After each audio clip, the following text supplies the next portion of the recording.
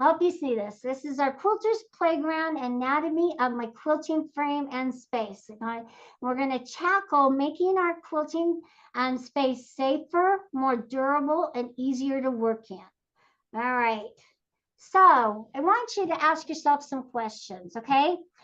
What does your space look like? How large is it? And that will depend on the path and the direction you go. And your space may change. So it might change to a larger space as you have kids or grandkids move out. Life gets in the way, and family is first and foremost in our minds. And so we want to be able to help our families, and we don't want to, overreach our space when we should be helping them. But I want you to think about your space, and then how much do you want to spend on it might be a work thing, and it might be a hobby, it might be it just might be, you do your quilting a couple times a year. It doesn't matter, but how much do you want to spend on the direction or the path that you're moving? And then how much time do you want to dedicate? That also is something I want you to think about. I mean, I spend all my time dedicated, even when I'm driving, I'm just thinking quilting all the time.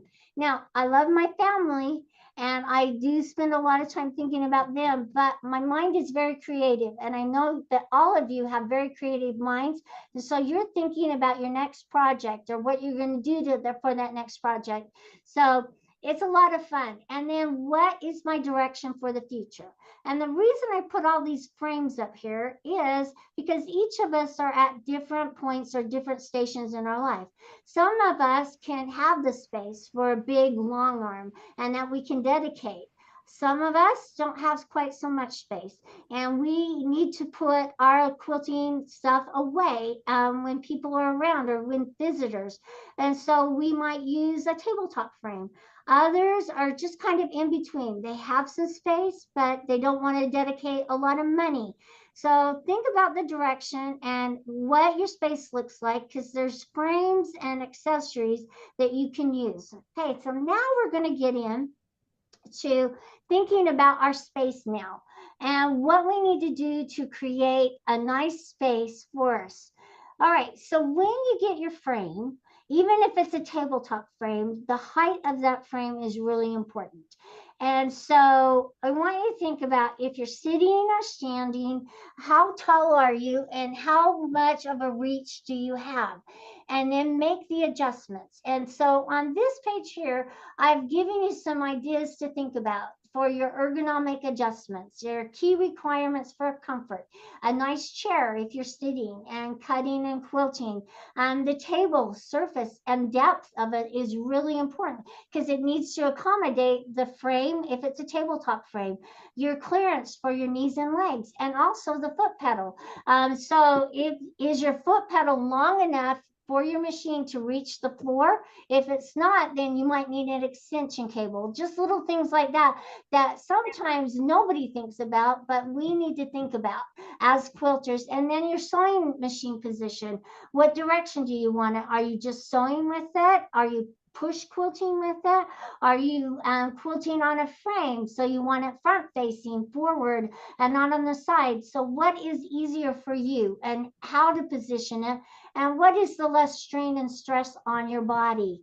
When you go to sew, you probably have a comfortable chair. Maybe some of you do. And then if a chair was really what's going to make that experience a better experience because you're sitting there for a long period of time, you'll probably invest that money into making it a more comfortable experience.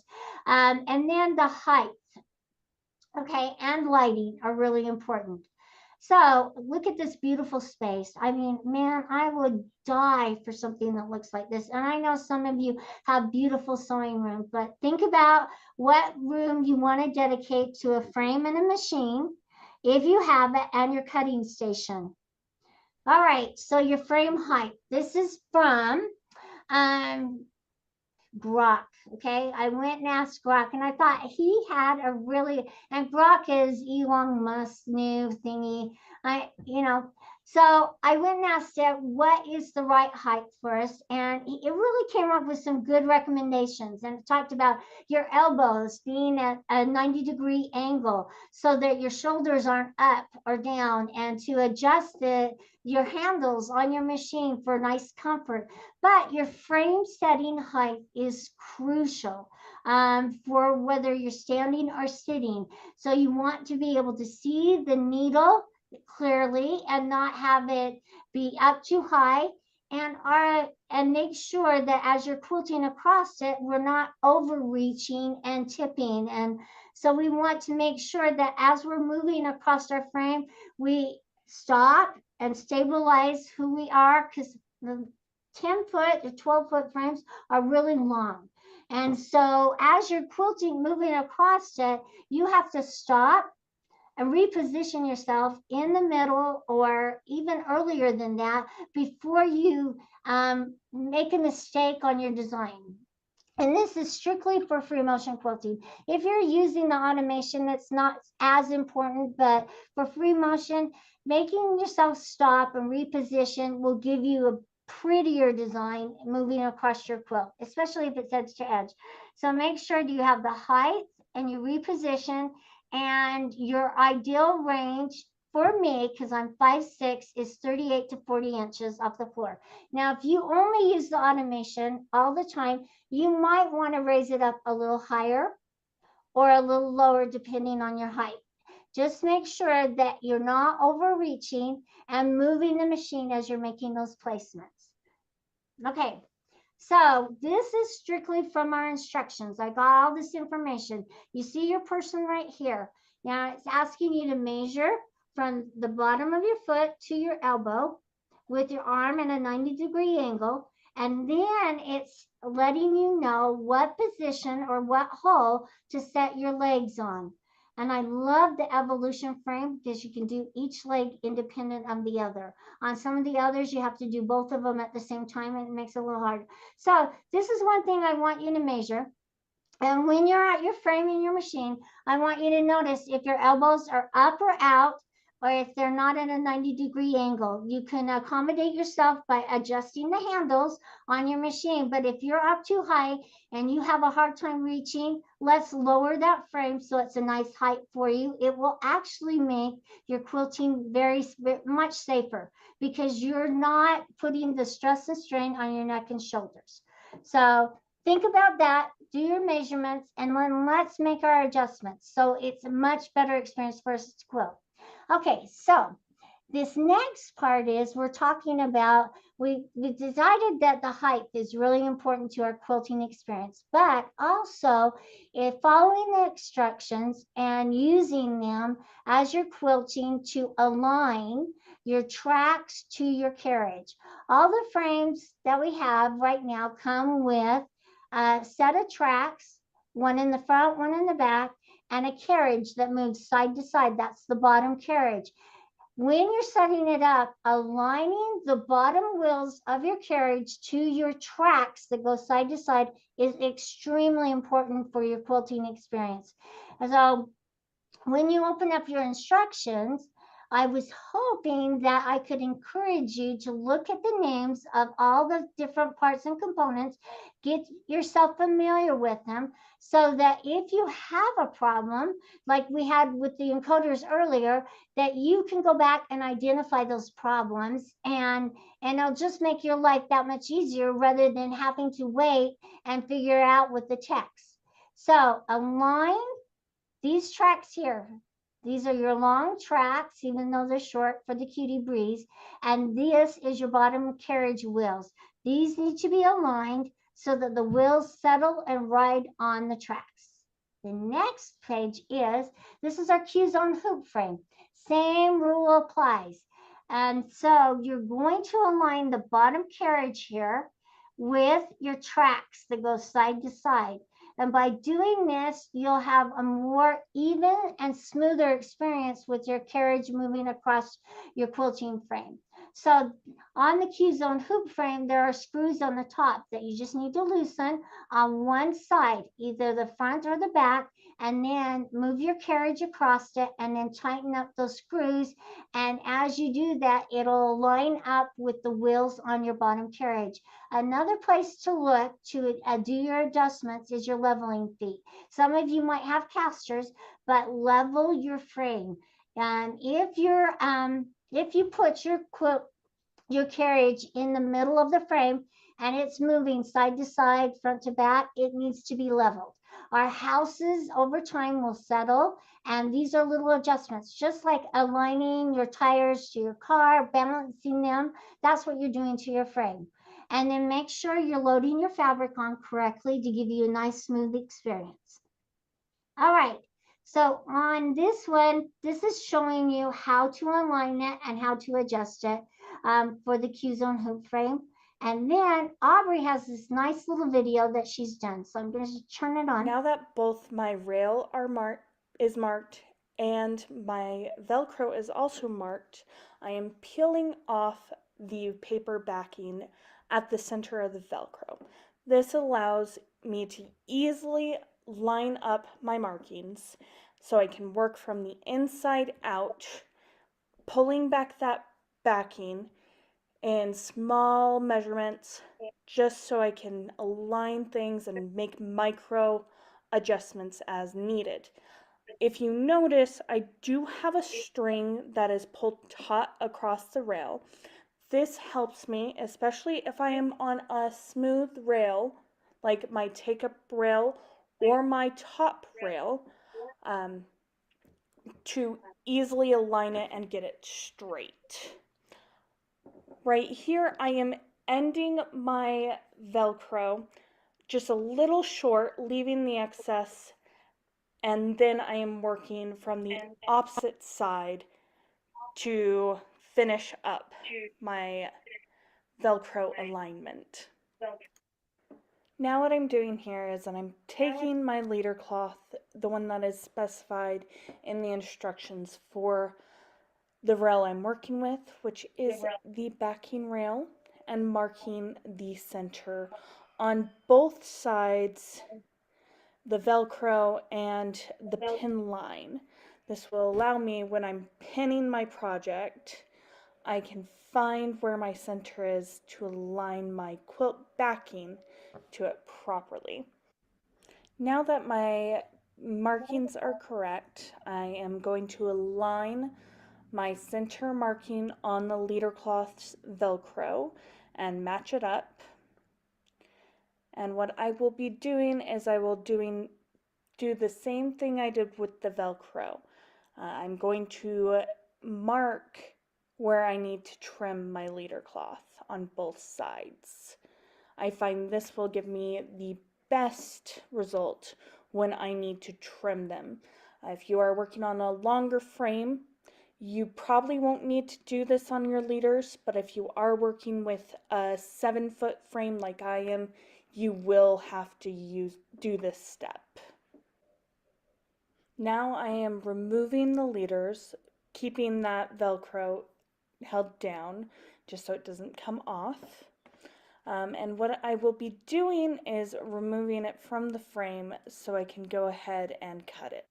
Now that I've got everything lined up with my ruler, I'm going to take my comfort cutter and run it along the track so I know everything comes out perfect.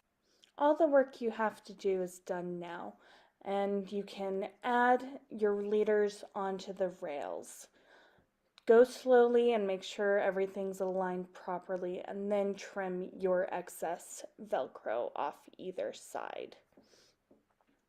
As I'm finishing up, I do want to mention that you should keep your leader cloths rolled onto your rail when they aren't in use. This will help with keeping that adhesive cemented onto the rail, because if you are in a different climate where it gets really hot or moist, this will help. Thank you so much. Now that All right, thanks, Aubrey. That was awesome. Okay, so this is the Q-zone queen. Same rule applies. I want you, if you have the Q zone queen, to loosen up the screws along the track supports. That's the item that holds the tracks. Learn the names of all the parts to your frame. And then you'll loosen those screws and then just slide your carriage across and tighten the screws up. This will really help you as you're quilting, readjust and realign. Now they have a little bit different track, so make sure that you're adjusting it.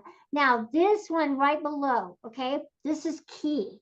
Because we have two poles and we don't have an idler pole, as you are quilting, this take-up pole, this is the pole that goes through the arm of your machine or through the throat of your machine right down below. It starts filling up with fabric. As it starts filling up with fabric, it starts getting bigger and bigger, bigger, and this part will start rubbing. Okay, you need to adjust the sides, okay, and raise both sides to make it even. Now, the same rule applies that if you've had a quilt and you've finished it, if you don't lower it back down, then it's going to be up too high. You'll have too much space in between here and you'll get a lot of bounce and play on your quilt and your stitches will look horrible. So make sure that you're adjusting your take-up rail and your front rail so it's nice and flat and even all the way across. Notice right over here on the leader or on installing your fabric, how nice and even it is. So make sure that if you've raised this one up, you're also raising this one up so it's a flat surface. Okay, but don't raise it up too high because you can actually raise this one up higher or have it down lower, and this one can get a reverse plane. Just very important for us to understand how our frames and machines work on the frames. Okay, so here's the evolution frame. We have on the evolution frame, what makes it so cool is it is a sturdy frame, you guys. So if you have a lot of play in your poles right now, this frame eliminates the poles kind of giving you too much play in and out. It's just such a solid frame. And the same rule applies in aligning your tracks. So this is the hoop style. You can start out with a hoop frame if you don't have a lot of space, and you can evolve to a 12-foot frame. And that's the beauty of this. It comes with the leaders. It's our top of the line frame. Man, it's just awesome. It comes with channel locks. Most of our frames do come with channel locks, so you can lock the position of them and use them, but to install the leaders. So as you're quilting, make sure you're going back through and making those adjustments. Make it level and make sure it carriage checks. Like I said, over time. So in our classrooms, we have 8 machines set up. Well, actually 16. And we pull them in and out for events. So pulling them in and out, and over time, as you're moving back and forth, the screws start to loosen. So you need to do this maintenance twice a year and tighten up all your screws. Make sure they're not coming loose and readjust. Okay, so this is showing you how to align, and you'll see that up underneath there are these little holes that have these screws up underneath them. The continuum frames, the majestic frames, all of those frames kind of have the same method of aligning the tracks to the carriage, and they're all underneath here, and you just need to get your Allen wrench, loosen and tighten them up and readjust. Not hard to do, you guys, and it's something that you don't need somebody to do for you. This is something that you all can do. All right. Now, this rail height, I can't harp on this enough. It's so important that you start with the correct rail height and adjust if you don't have an idler rail. And this is kind of showing you how you do it on the evolution frame. But you'll notice on this quilt here, it's rubbing. And this one, I don't know if you can see it very well, but this one's actually up too high. And so they were getting a lot of play in their quilting. And so a lot of bounce and a lot of uneven, ugly stitches. So if it's up too high, it's hard for the machine to grab that thread and give you a beautiful stitch. All right, this is talking about the pros and cons of an idler rail. An idler rail is awesome, you guys. Then you don't have to raise and lower your sides. You just, like the hoop frames, you set it once and you don't have to worry about doing adjusting it as you're quilting, because the fabric rolls up onto this take-up pole. Right here is the take-up pole. It's positioned up higher in the throat of your frame of your machine, and the idler rail just sits down here. The con of the idler rail is that you do lose quilting area. So if you have a 15-inch machine or 16, it's probably not ideal for you to have an idler rail. It's convenient, but you will lose too much quilting space, because it does, because of the curves right here on the machine, it does stop you from reaching all the way to the edge. All right, another con to it, okay? The pros and cons is that if you have a wider border, it's hard for you to place and quilt a wider border using the idler rail. So be very careful that you're utilizing it to its full extent and understanding what will happen if you do have those. And it does add cost to it. I don't think it adds complexity, but it does have the potential to interfere in your quilting space. All right, move on. All right, so right here is another reason why we like the evolution frame, and it's because that idler rail is also an accessory rail, so you can use it for your batting. And on this frame here, unlike any of our other frames, you could put a full roll of batting on it, and because it's so stable, you could just lift it up. So you that are quilting for others, and that's your gig, and you would need to get the quilt on and off by putting a full roll of batting on this. It might be time for you to think about, what is my next step, and considering a frame that will accommodate that bolt of batting. Okay. All right. All right, let's talk lighting. I can't tell you enough how important lighting is to your whole quilting experience. I was quilting the other day using the rulers, and my gosh, I could not see my seams because I was using the same color of thread, and I was getting off, and I was like, where is my light bar? I needed my light bar. So I went and grabbed it and I pulled it from the other room. But it makes a huge difference. So if you don't have a light bar, I really want you to think about your lighting and how important it is.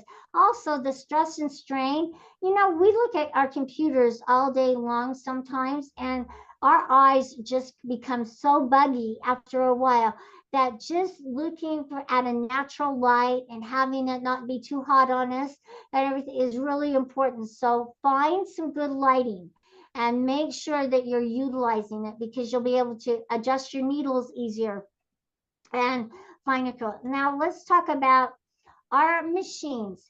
Okay, so if you guys, I showed you where the resources were. If you don't have your instructions, or you know where the buttons are on your machines, let's learn them. Let's learn to understand them and how to use them and what their functions are and what they're all about. I want you guys to explore. This is the Quilters Playground.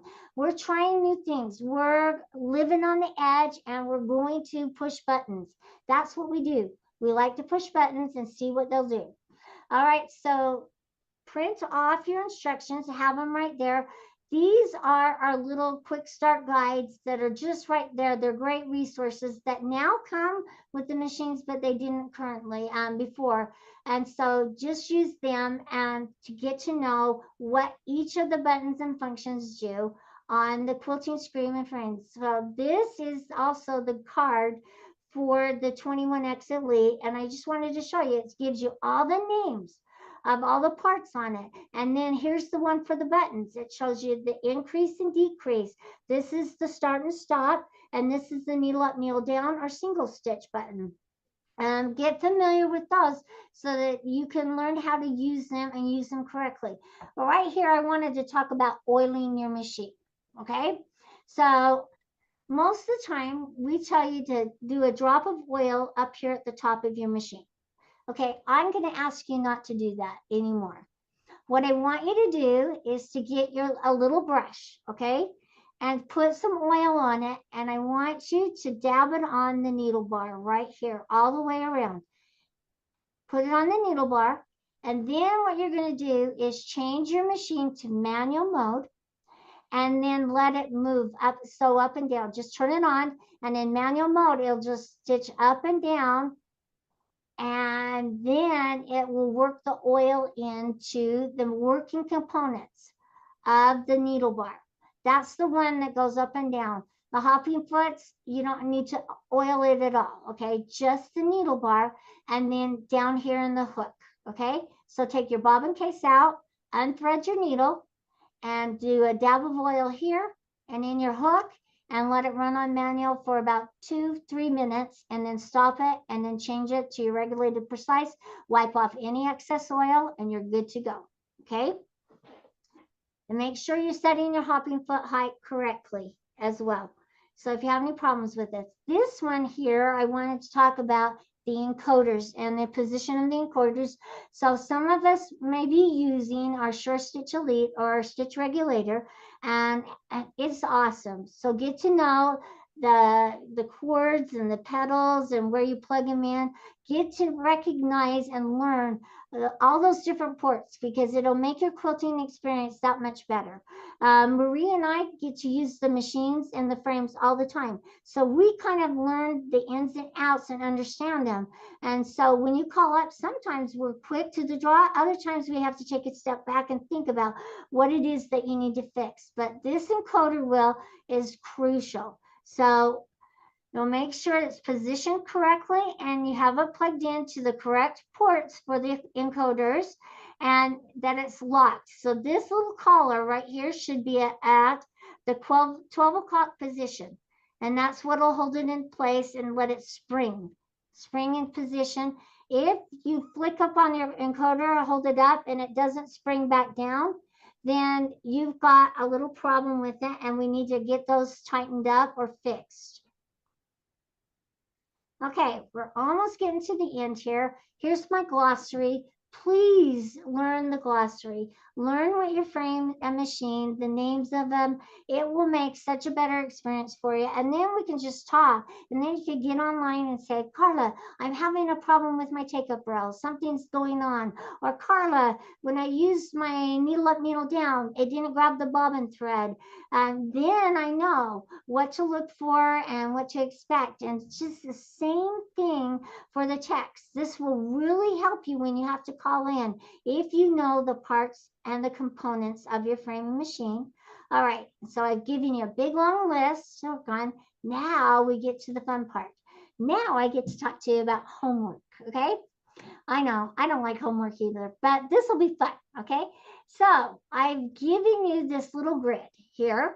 What I want you to do is print off several pieces of paper and then just practice working from the inside out using your grid. And then I would like for you to, I'm not going to say it's mandatory or anything like that, because it's all subjective to you. Cut out 4 pieces of fabric. And you can do them whatever size you want, 10 by 10, 12 by 12, whatever your square ruler allows you to do. All right. And then I want you to put those designs on there, but I want you to use all the different modes, okay? Because I want you to learn how to gauge your pace as you're moving across your quilt or in a space. So as you're stitching, when you turn it on, you start stitching. I want you to try changing your stitches per inch while you're moving. I want you to raise it and lower it, and then change how fast you're moving the machine, so that you learn to understand where your sweet spot is and how fast you can move the machine. Then I want you to try it in cruise and manual mode. So it's in manual mode that I'd like for you to turn your overspeed on, because this overspeed is going to tell you that you're moving the machine faster than it can actually sew, and then it's going to help you pace your movements. So in manual mode, it's not stitch regulated, so you can really learn a lot about how fast you're moving it, if you're overdoing it or underdoing it. So here's your assignment: to take these grids, move them off, and I want you to start from the center out, draw your design, and then use it as your inspiration. And then when you're in manual mode, especially, move it, start out at a really slow speed, but move it slowly. And then I want you to keep it at the slow speed and then start moving it faster and see what happens to the stitches. Then while you're doing that, I want you to click on your handle and raise your SPI. We're multitasking here, you guys. You're going to raise your SPI up, or not your SPI, your speed up on your manual mode. You raise it up and make it so faster, and then you're going to have to adjust your movements.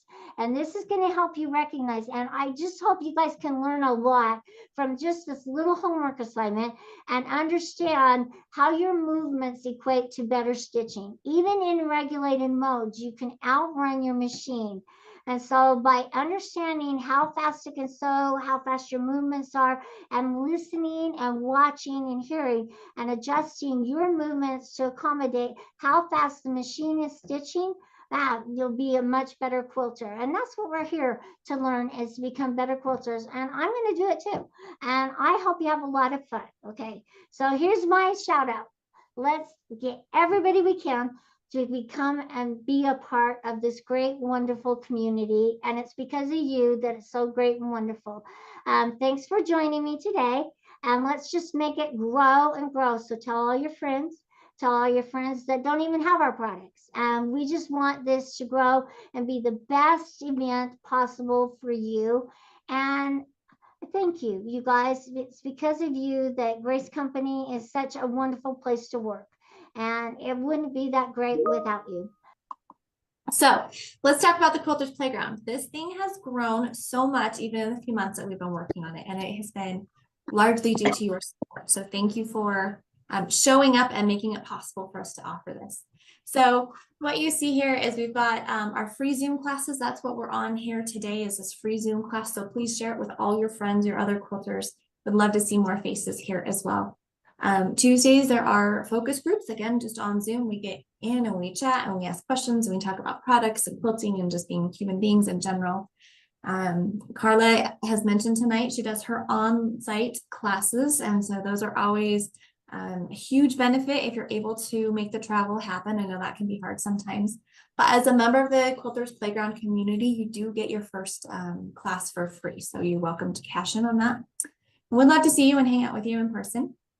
And then we are just starting this month a new group. This is our Quilting Professional Support Group. This came as a spinoff from one of our focus groups. And so the third Tuesday of every month, so next week, we're going to do our initial kickoff. Anybody who is quilting for others or thinks they might be quilting for others, or trying to make money in this world, come hang out and let's learn from each other. Karla, here's her email. We've talked about this a lot. Karla@graceframe.com. You're welcome to email her with questions.